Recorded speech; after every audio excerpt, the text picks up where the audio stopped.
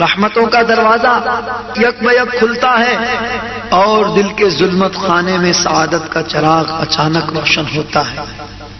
یہی ماجرا اس یہودی نوجوان کے ساتھ بھی پیش آیا۔ دیکھنے کے لیے اس نے رسول مجتبیٰ صلی اللہ علیہ وسلم کا چہرہ سینکڑوں بار دیکھا تھا، آنکھیں کھلیں اور بند ہو گئیں، نظر پڑی اور بکھر گئی، لیکن آج جانے کون سی گھڑی تھی کہ نظر پڑتے ہی دل پر ایسا اثر کیا، اب دل پر قابو نہیں تھا۔ قیامت کی بات یہ ہوئی کہ گھر کی چار دیواری میں جس رسول عربی صلی اللہ علیہ وسلم کا نام لینا سب سے بڑا جرم سمجھا جاتا تھا، اب اس کی محبت کا آشیانہ گھر کے باہر نہیں دل کے اندر بن چکا تھا۔ عشق، اور وہ بھی رسول مجتبیٰ صلی اللہ علیہ وسلم کا، جس کی خوشبو سے دونوں عالم مہک اٹھتے ہیں، اس کا چھپانا آسان نہیں تھا۔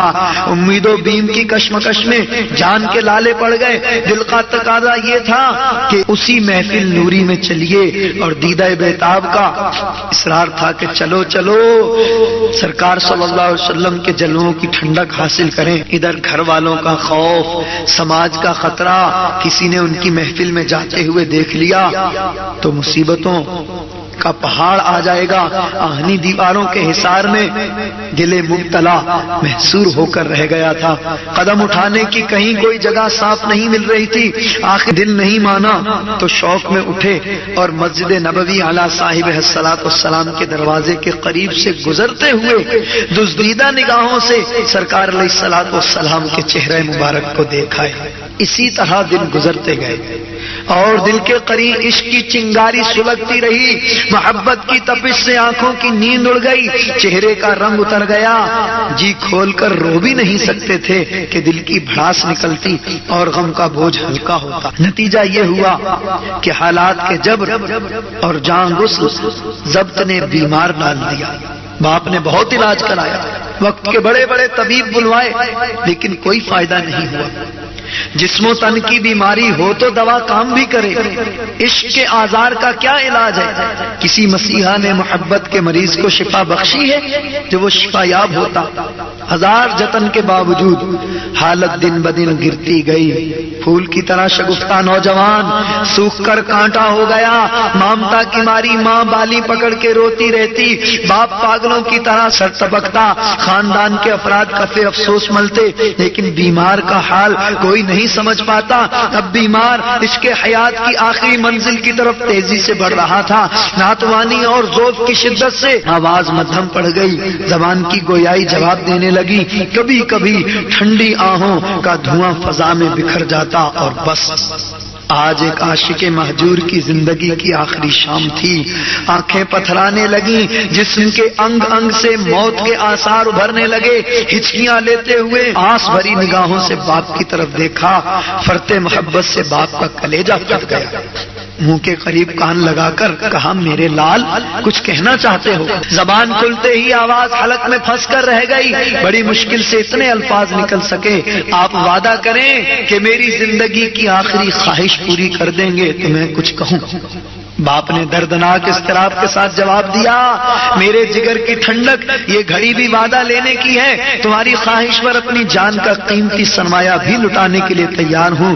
تم بے خطر اپنی خواہش کا اظہار کرو، وعدہ کرتا ہوں کہ اسے بے دریغ پورا کروں گا۔ بیٹے نے لڑکھڑاتی ہوئی زبان سے کہا، بابا جان برا نہ مانے، چند برسوں سے میں محمد عربی صلی اللہ علیہ وسلم کی عقیدت و محبت کے اضطراب میں سلگ رہا ہوں۔ آپ کے خوف سے زندگی کا یہ مخفی راز فاش نہیں ہونے دیا۔ ان کا نور بھرا چہرہ، ان کی دلاویز شخصیت نگاہ سے ایک لمحے کے لیے بھی اوجھل نہیں ہوتی۔ انہی کی یادوں میں سوتا ہوں، انہی کے خیال میں جاگتا ہوں۔ جب سے بستر علالت پر پڑا ہوں، جلوہ اقدس کی ایک جھلک دیکھنے کے لیے ترس گیا ہوں۔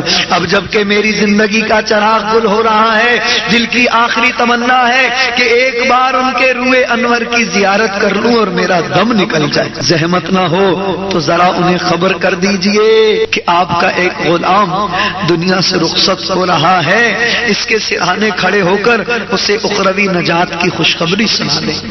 بیٹے کی یہ آرزو شوق معلوم کر کے غصے سے باپ کا چہرہ تمتما اٹھا، لیکن جلدی اس نے اپنے جذبات پر قابو پا لیا۔ اکلوتا بیٹا زندگی کی آخری سانس لے رہا ہے، کسی طرح کی پیمائش کا موقع نہیں تھا، چاروں ناچار بیٹے کا ناز اٹھانے کے لیے دل کو راضی کرنا پڑا۔ لرزتی ہوئی آواز میں کہا، میرے لختے جگر، اگرچہ میرے لیے بات سخت ناگواری کی ہے، لیکن یہ خیال کر کے کہ تم دنیا سے حسرت زدہ ہو کر نہ جاؤ، میں تمہاری خواہش کی تکمیل کے لیے جا رہا ہوں۔ بادل ناخواستہ اٹھا اور کاشانہ نبوت کی طرف چل پڑا۔ قدم نہیں اٹھ رہے تھے، اٹھائے جا رہے تھے۔ مسجد اقدس کے دروازے پر کھڑے ہو کر آواز دی، میں محمد عربی صلی اللہ علیہ وسلم سے ملنا چاہتا ہوں، کوئی انہیں خبر کر دو۔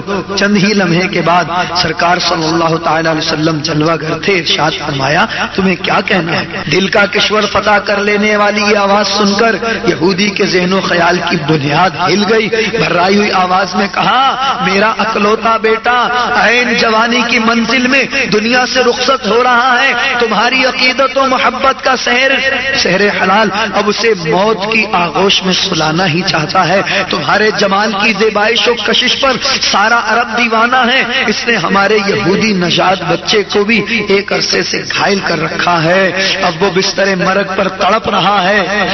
اس کی آخری تمنا ہے کہ تم اس کی بالیں کھڑے ہو کر اپنی خوشنودی اور اخروی نجات کا مژدہ سنا۔ یہ سنتے ہی سرکار صلی اللہ علیہ وسلم نے صحابہ کرام سے ارشاد فرمایا، چلو چلو اس فیروز بخت نوجوان کو دیکھائیں جس کے خیر مقدم کے لیے آسمانوں میں ہنگامہ برپا ہے۔ انتظار کرتے کرتے بیمار کی آنکھیں بند ہو گئی تھی۔ باپ نے سرہانے کھڑے ہو کر آواز دی، نور عین نور عین، آنکھیں کھولو، تمہارے مرکز عقیدت آ گئے ہیں۔ یہ دیکھو سرے بالی محمد عربی کھڑے ہیں۔ سرے بالی انہیں رحمت کی ادا لائی ہے، حال بگڑا ہے تو بیمار کی بن آئی ہے۔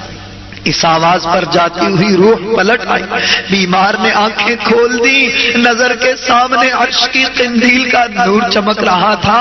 نحیف و کمزور آواز میں اظہار تمنا کیا، سرکار دل میں عشق و ایمان کی مقدس امانت لیے ہوئے اب عالم جاوید کی طرف جا رہا ہوں، کاکل و رخ کے غلاموں میں میرا بھی نام درج کر لیا جائے۔ خدائے لا شریک کا ایک سجدہ بھی نامہ زندگی میں نہیں ہے، اس تہی دستی کے باوجود کیا میں اپنی نجات کی امید رکھوں؟ سرکار صلی اللہ علیہ وسلم نے تسلی آمیز لہجے میں ارشاد فرمایا، زبان سے کلمہ توحید کا اقرار کر کے دائرہ اسلام میں داخل ہو جاؤ، تمہاری نجات کا میں ضامن ہوں۔ نوجوان کا باپ یہ جواب سن کر پھوٹ پڑا، جذبات میں بے قابو ہو کر بیٹے کو تلقین کی، فرزند سعید ہزار دشمنی کے باوجود دل کا یہ اعتراف اب نہیں چھپا سکتا کہ ایک سچے پیغمبر کی زبان حق کے ترجمان سے یہ جملہ صادر ہوا ہے، فرش گیتی پر کسی بندے کو اس سے زیادہ کوئی ارجمند گھڑی میسر نہیں آ سکتی کہ مالک کبریا کا حبیب اس کی نجات کے لیے اپنی ضمانت پیش کر رہا ہے۔ تم صاف و صریح لفظوں میں وعدہ لے کر دائرہ اسلام میں داخل ہو جاؤ۔ نوجوان نے ہچکیاں لیتے ہوئے کہا، سرکار قبر کی منزل سے لے کر جنت میں داخلے تک آپ کی ضمانت پر اسلام قبول کرتا ہوں۔ اشہد ان لا الہ الا اللہ و اشہد ان محمد رسول اللہ کی مدھم آواز فضا میں گونجی اور کشور محبت کے ایک فیروز بخت نوجوان نے ہمیشہ کے لیے آنکھیں بند کر لی۔ ماتم و اندوہ سے سارے گھر میں کوہرام مچ گیا۔ نوجوان کے باپ نے ڈبڈباتے ہوئے کہا، حضور اب یہ جنازہ میرا نہیں، اسلام کی مقدس امانت ہے، اب یہ میرے گھر کی بجائے آپ کے در رحمت سے اٹھے گا۔ تجہیز و تکفین کی ساری ذمہ داری آپ ہی کے سپرد ہے۔ باپ کی درخواست قبول فرما لی گئی۔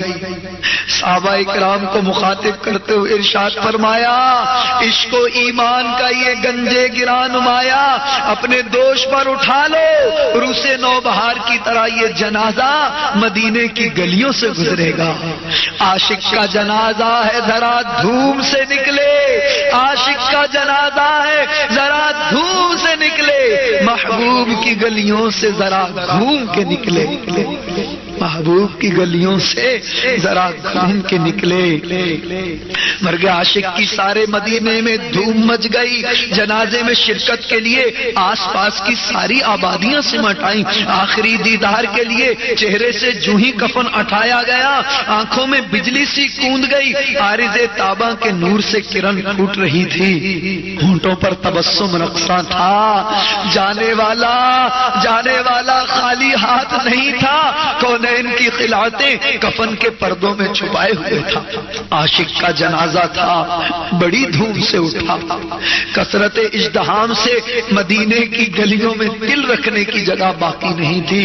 پتھروں کے سینے پر کفے پا کا نقش بنانے والے سرکار صلی اللہ علیہ وسلم آج جنازے کے ہمراہ پنجوں کے بل چل رہے تھے۔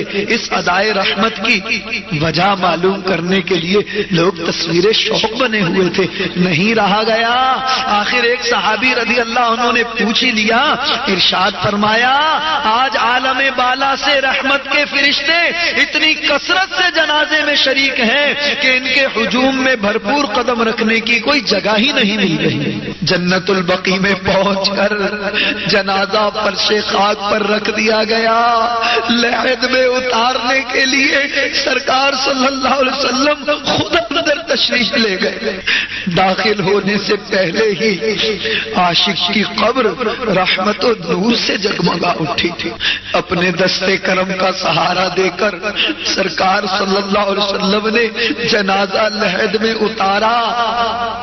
کافی دیر بعد لحد سے باہر تشریف لائے تو سینے میں شرابور تھی، چہرے پر خوشی کا انبساط لہرا رہا تھا۔ تجہیز و تکفین سے فراغت کے بعد حلقہ بگوشوں نے دریافت کیا، حضور صلی اللہ علیہ وسلم چہرہ زیبا پر پسینے کے قطرے کیوں چمک رہے ہیں؟ ایسا لگتا ہے کہ سرکار صلی اللہ علیہ وسلم کو کسی بات کی مشقت اٹھانی پڑی ہے۔ حضور صلی اللہ علیہ وسلم نے مسکراتے ہوئے جواب عطا فرمایا، اس عاشق جوان سال نے دبے واپسی مجھ سے وعدہ لیا تھا کہ لحد کی منزل سے لے کر جنت کے داخلے تک میری رحمتوں کی ضمانت اسے حاصل رہے گی۔ میرے اشارہ ابرو کی شہ پا کر حوران خلد، جنت کی حوروں کا بہت بڑا ازدحام اس کی لحد کے قریب پہلے سے ہی جمع ہو گیا تھا۔ جو ہی اسے لحد میں اتارا گیا، چہرے کی بلائیں لینے کے لیے وہ ہر طرف سے بے تحاشا ٹوٹ پڑی۔ ہجوم شوق کا امڑتا ہوا سیلاب میرے ہی قدموں سے ہو کر گزر رہا تھا۔ اسی عالم وارف کا حال میں مجھے تھوڑی سی مشقت اٹھانا پڑی اور میں پسینہ پسینہ ہو گیا، اور ایسا ہونا بھی رحمت ہی کا تقاضا تھا کہ پسینے کے چند قطرے کفن کی چادر پر ٹپک گئے۔ اب اس کی خوابگاہ صبح محشر تک مہکتی ہی رہے گی۔ میری تاریک راتیں جگمگا دو،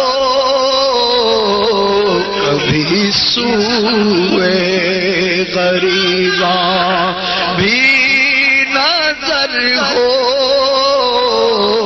کبھی سوئے غریباں بھی